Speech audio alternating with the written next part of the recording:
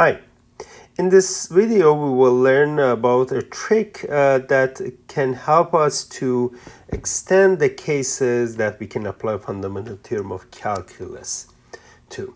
So remember that the fundamental theorem of calculus part 1 FTC 1 says that, well, if you give me a continuous function, then we can integrate that function from any constant to a variable x, and then that will form a function, new function, whose derivative is just the integrand at that point x.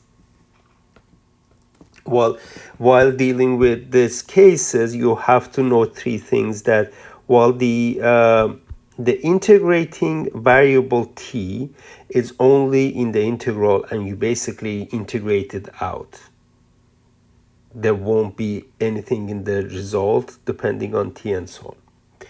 Then the second point is that the lower limit of the integral is a constant.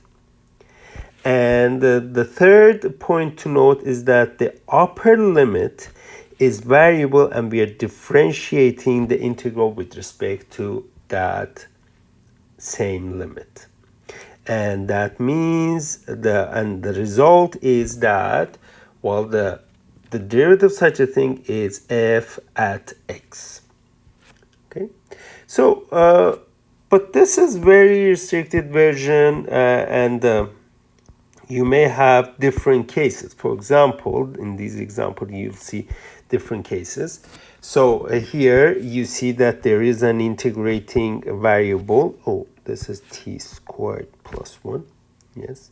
And then the function which is here, the integrand. Well, we are differentiating with respect to x, but x is not the upper limit of the integral. Instead, it is lower limit. And the upper limit is constant.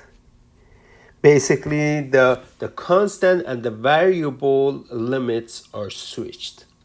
Well, the fundamental theorem of calculus cannot be applied to this one as it is, but if we apply the property of definite integral, which says you can switch the interchange the limits of the integral, if we apply that,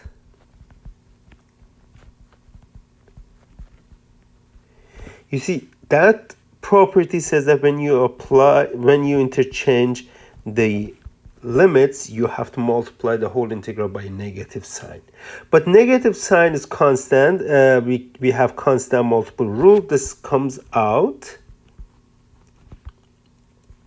and we have now everything we need to have for the fundamental theorem of calculus, and we can apply fundamental theorem of calculus part 1, which says that the derivative of such integral is going to be just the integrand plug in the variable x, so x cubed over x squared plus 1. But here you should not forget that there's a negative sign there. Well, the same story goes here, minus the dx of interchange the upper lower limit, because the variable was in the lower limit and we take it out up on the upper limit. And now this we can apply fundamental theorem of calculus part 1, which will give us e to the power minus x plus sine of x. Here, the integrating variable is y, the function, the integrand is in y. The variable with respect to which we are differentiating is t, and t is the lower limit. So the same trick works here. The t interchange upper and lower limit. Well, I introduced that negative sign there. And then tan of y ey dy. In the final result, we won't have any y, and by fundamental theorem of calculus, now we can find that derivative, which will be tan of t e to the power t. So let me just write this trick 1. We will work a little bit more on these ones, but trick 1 says that if you have an integral with upper limit constant, lower limit we are differentiating with respect to lower limit, which is a variable, then this guy is going to be the derivative of that integral is going to be not f of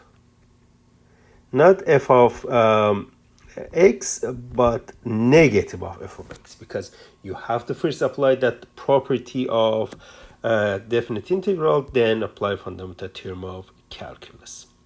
Well, we'll continue in 2 more videos to work on these tricks. This was first out of 3 that are going to come.